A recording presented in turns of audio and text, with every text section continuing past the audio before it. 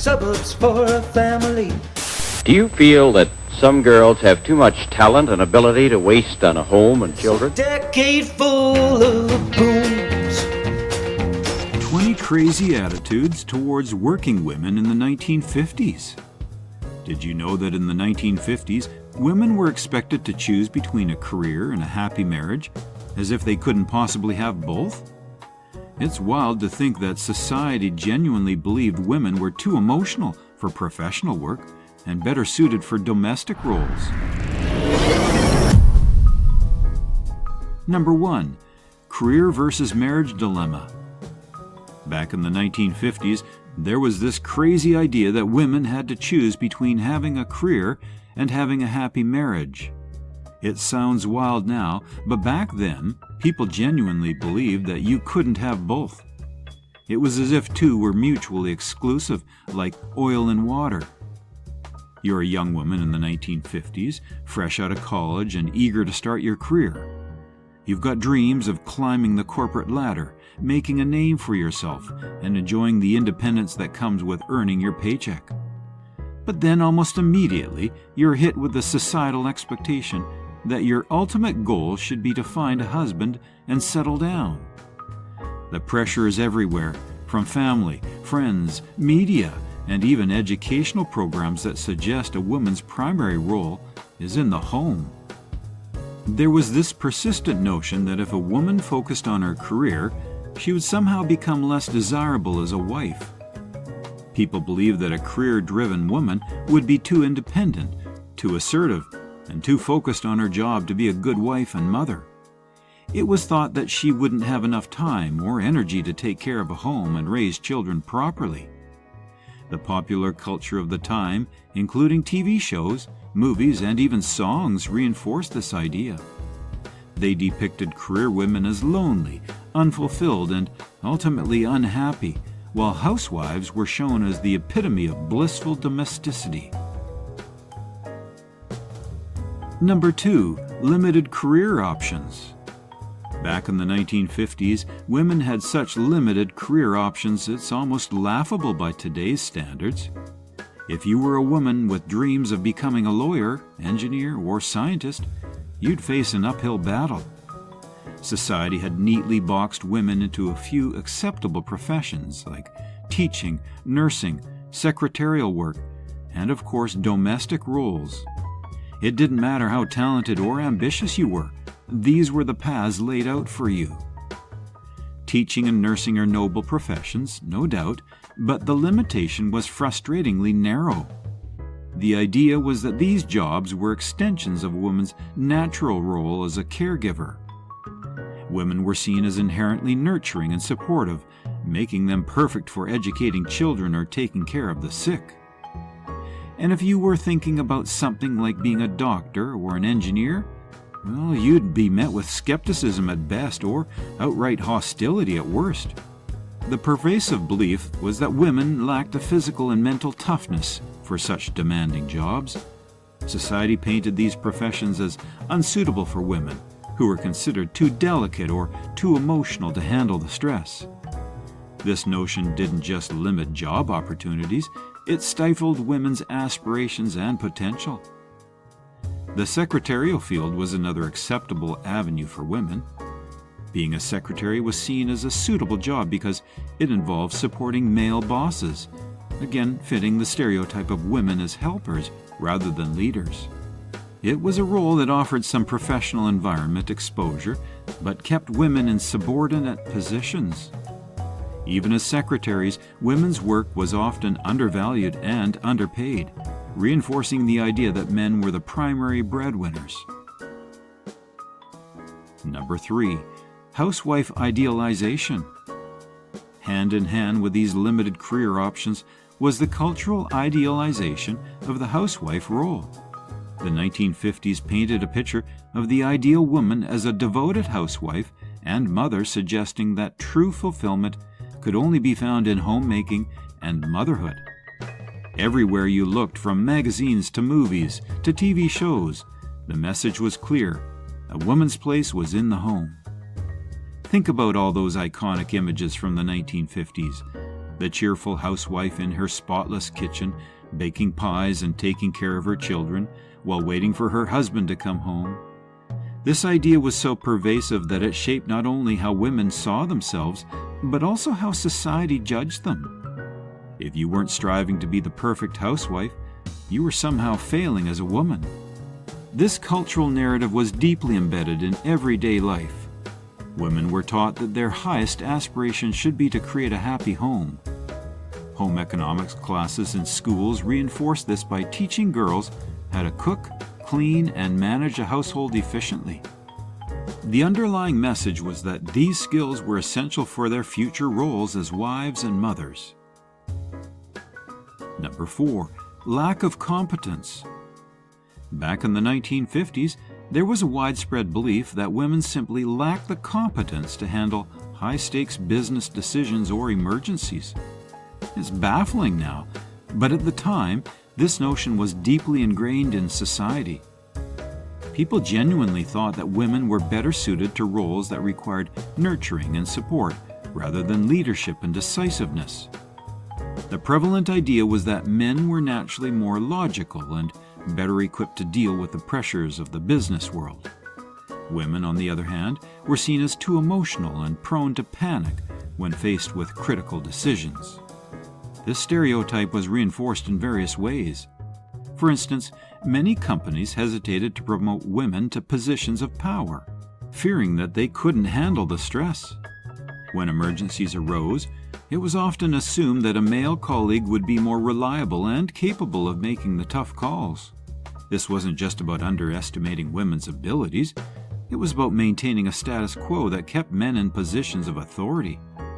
Educational materials and media also played a part in perpetuating this belief. Women were often depicted as secretaries or assistants, roles that, while important, were seen as supportive rather than leadership opportunities and positions. Even in movies and TV shows, female characters were rarely shown as competent leaders, making significant business decisions. Instead, they were usually in the background, supporting the male protagonists. Number 5. Romantic sacrifice. Another pervasive notion of the 1950s was the idea that women should be willing to give up their careers if the right man proposed marriage. It was almost a given that a woman's professional aspirations should take a backseat to their romantic life. The cultural narrative was clear.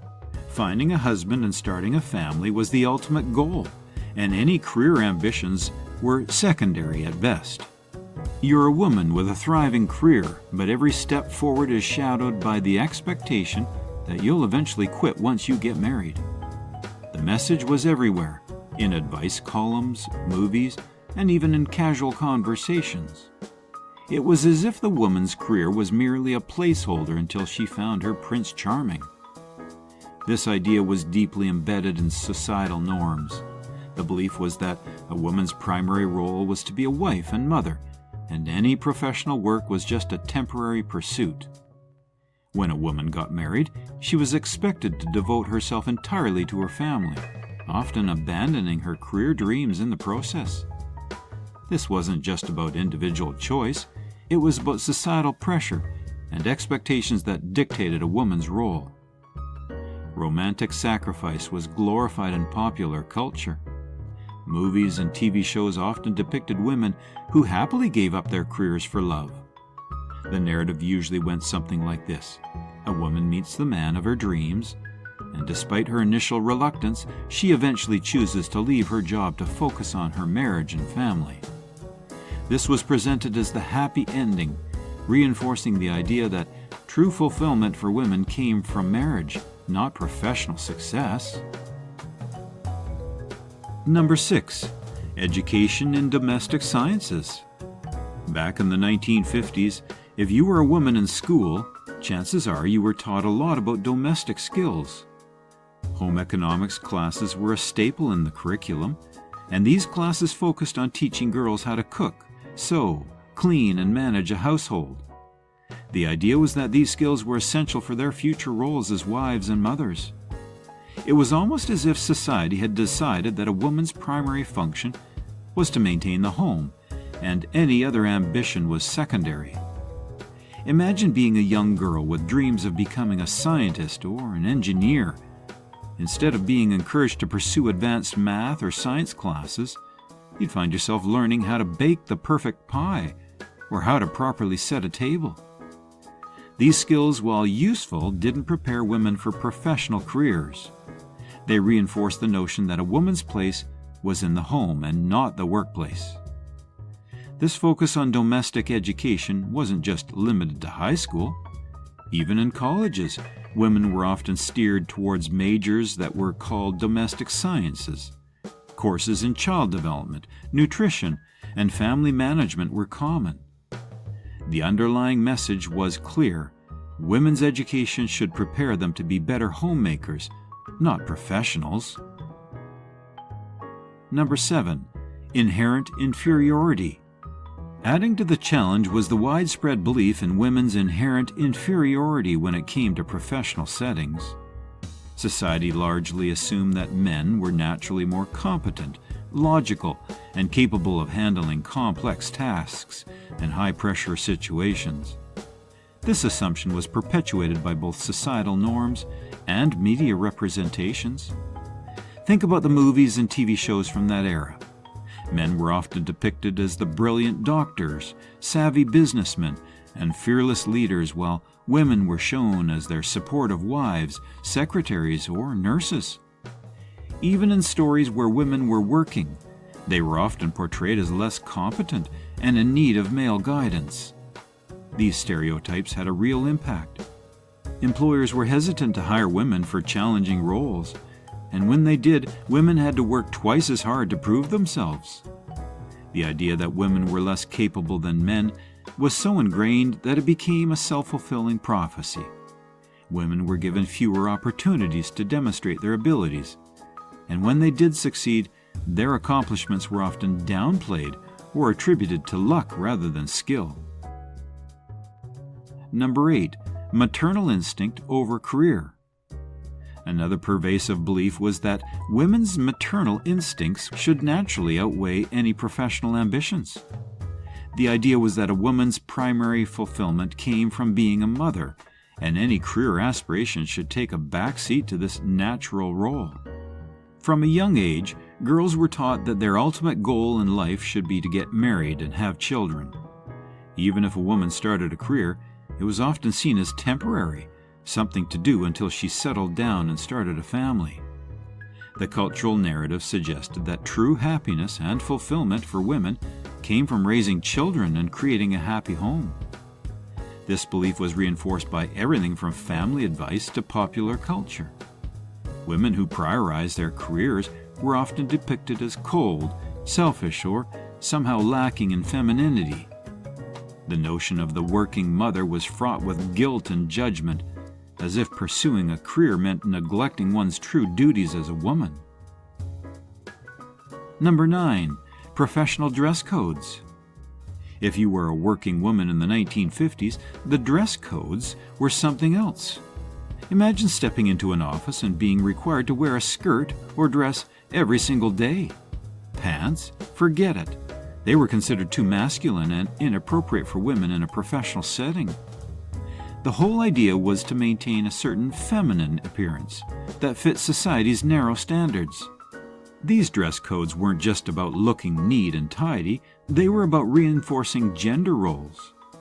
Women were expected to dress in a way that emphasized their femininity, often in impractical outfits that included high heels, stockings, and even gloves. It wasn't about comfort or practicality. It was about projecting an image that conformed to what society thought a woman should look like. Even the hairstyles were regulated. Women were expected to keep their hair neatly styled and often were discouraged from cutting it too short. The overall look had to be polished and ladylike, reinforcing the idea that women's primary value lay in their appearance. This focus on maintaining a strict dress code added another layer of pressure on women, who had to balance looking professional with fitting into these restrictive and often sexist norms. Number 10. Gender pay gap. The gender pay gap in the 1950s was a glaring issue. Yet it was widely accepted that women should be paid less than men for the same work. It sounds outrageous now, but back then, the rationale was that men were the breadwinners and women's incomes were merely supplementary. The prevailing thought was that a woman's salary was just pin money for extras, not something to live on. This pay disparity was deeply entrenched in both law and custom. Jobs often had separate pay scales for men and women, with men consistently earning more, regardless of the role. Employers justified this by arguing that men had families to support, while women, even if they worked, were assumed to be financially dependent on their husbands or fathers. This wasn't just an economic issue, it was a matter of principle that reinforced the idea of women's work being less valuable. Women were routinely denied raises and promotions, further entrenching the pay gap. The impact was significant, as it limited women's financial independence and reinforced the notion that their primary role was at home. Number 11, marital dependency. Speaking of financial dependency, the 1950s were marked by a strong expectation that women should remain financially dependent on their husbands. Even if a woman worked, her income was often seen as secondary to her husband's. The societal expectation was that a man would provide for his family, and a woman's role was to support him and manage the household. This expectation was reflected in everything from tax laws to social security benefits, which were designed around the idea of the male breadwinner. Women who did work were often expected to turn over their earnings to their husbands or use it for household expenses, rather than saving or investing it for their future. This dependency was not just about money, it was about power dynamics within the marriage.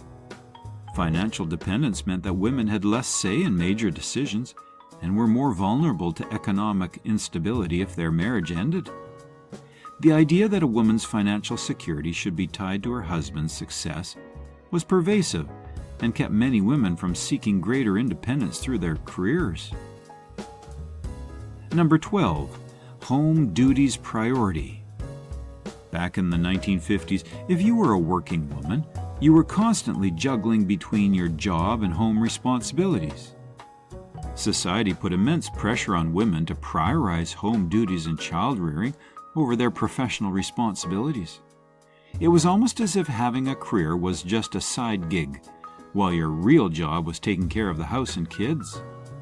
Imagine getting home after a long day at the office, only to be expected to cook dinner, clean the house, and look after the children.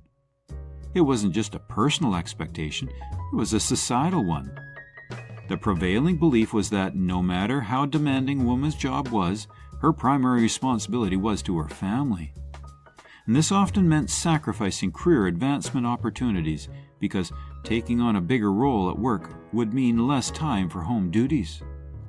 This constant balancing act was not only exhausting, but also limited women's professional growth.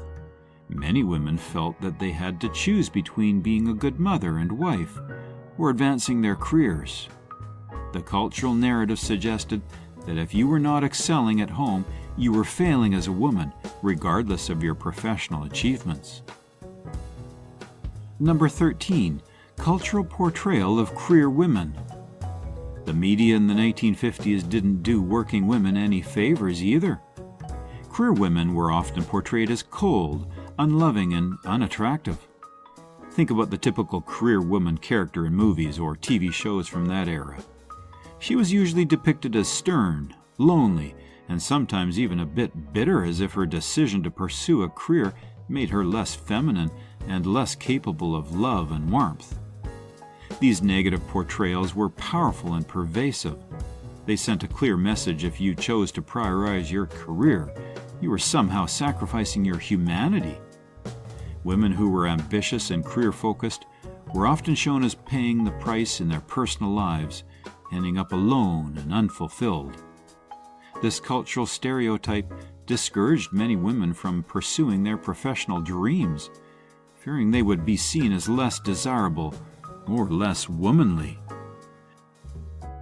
Number 14, subservience to male colleagues. In the workplace, women were expected to be subservient to their male colleagues and superiors. This wasn't just a matter of courtesy, it was a deeply ingrained expectation that women should defer to men in professional settings.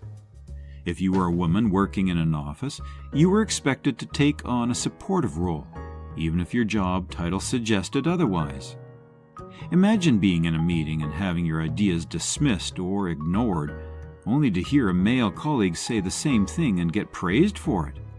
This was a common experience for many working women. Women were expected to be seen and not heard, supporting their male counterparts rather than competing with them. This deference extended to all areas of the workplace. Women were often given tasks that were considered less important or less challenging, reinforcing the notion that they could not handle the big responsibilities. Promotions and leadership roles were typically reserved for men, with women being passed over despite their qualifications and hard work. Number 15. Romantic distraction. In the 1950s, one of the strangest and most frustrating views held about women in the workplace was that their presence would serve as a romantic distraction to male colleagues. The idea was that women, simply by being there, would inevitably become involved in romantic entanglements, disrupting the professional environment. It's a ridiculous notion by today's standard, but back then, it was a widely accepted excuse to limit women's participation in many professional settings. Imagine working in an office where you're constantly under suspicion, not just because of anything you've done, but simply because you're a woman. People genuinely believe that women couldn't work alongside men without sparks flying, leading to all sorts of complications. This belief placed an unfair burden on women to prove their professionalism while simultaneously trying to navigate a workplace where their mere presence was seen as problematic. This view was perpetuated by a culture that saw women primarily as romantic or sexual beings rather than as professionals. Movies, TV shows, and even office gossip fed into this narrative, depicting women in the workplace as potential temptresses rather than competent colleagues. It was an environment where women's professional abilities were often overshadowed by baseless concerns about her potential to cause romantic disruptions. These stereotypes created a toxic work environment where women were constantly scrutinized and often unfairly blamed for any tension that arose. It also led to discriminatory practices like segregating women into roles where they had minimal contact with men, effectively limiting their career opportunities. Overcoming this prejudice required not only proving professional competence, but also constantly managing perceptions about personal conduct. Number 16. Physical weakness. Another pervasive stereotype from the 1950s was that women were physically weaker and therefore unsuitable for many types of work, even if the job was purely intellectual. This belief was rooted in a misunderstanding and oversimplification of physical capabilities, and often ignored the fact that intellectual work does not require physical strength. The stereotype extended beyond manual labor jobs to include positions that were entirely brain-based. There was a general assumption that if a job required any level of physical stamina, it was not suitable for a woman. This thinking was absurd, considering that the physical requirements of most office jobs were minimal at best. Yet it served as a convenient excuse to keep women out of more demanding or higher-paying roles. Consider a woman aspiring to be a scientist or an engineer. Despite having the intellectual capacity and qualifications, she would often be sidelined with the excuse that she might not handle the rigors of the job. This stereotype ignored the reality that intellectual stamina, creativity, and problem-solving skills are not gender-specific. It was a classic case of using physical stereotypes to make deeper biases about gender roles. This belief also spilled over into leadership roles. The stereotype suggested that women's supposed physical weakness was somehow indicative of an overall lack of toughness required for leadership. This connection was entirely baseless, but was used to justify keeping women out of decision-making positions. Number 17. Lack of leadership. In the 1950s, the belief that women lacked the qualities necessary for leadership roles, such as assertiveness and decisiveness, was rampant. This stereotype was perhaps one of the most damaging, as it not only limited women's career growth, but also perpetuated the notion that leadership was inherently a male trait. Imagine being a capable, ambitious woman in a professional setting, constantly being told directly or indirectly that you don't have what it takes to lead. The qualities associated with good leadership, assertiveness, decisiveness, and confidence were seen as male traits. Women who exhibited these qualities were often labeled as bossy or unfeminine, while men displaying the same traits were seen as natural leaders. This stereotype was deeply ingrained in the corporate culture of the time. Women were often passed over for promotions or leadership positions, not because of a lack of skill or experience, but because of a preconceived notion that they couldn't handle the responsibility. Even when women did find themselves in leadership roles, they had to work much harder to earn the same level of respect given to their male counterparts.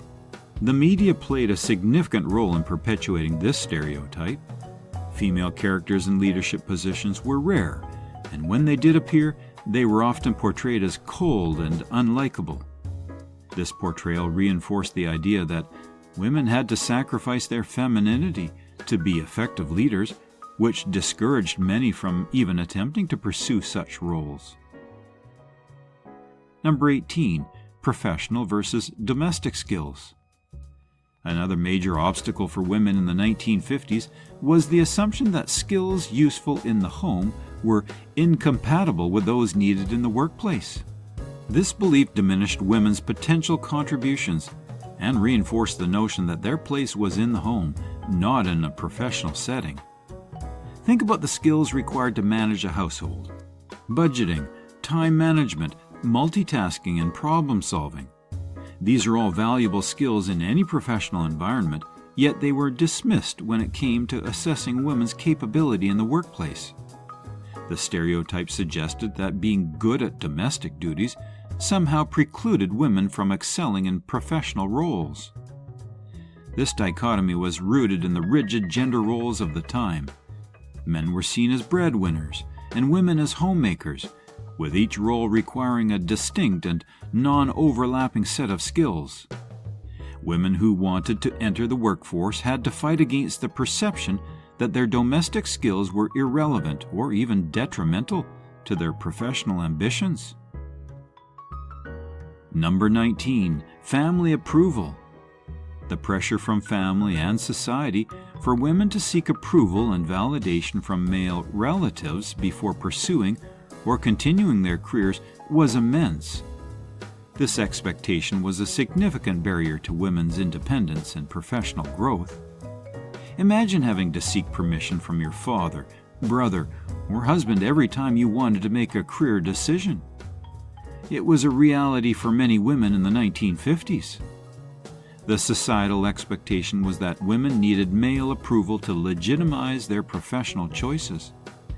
This dependence on male relatives not only limited women's autonomy, but also reinforced the notion that their own worth and decisions were secondary to those of men.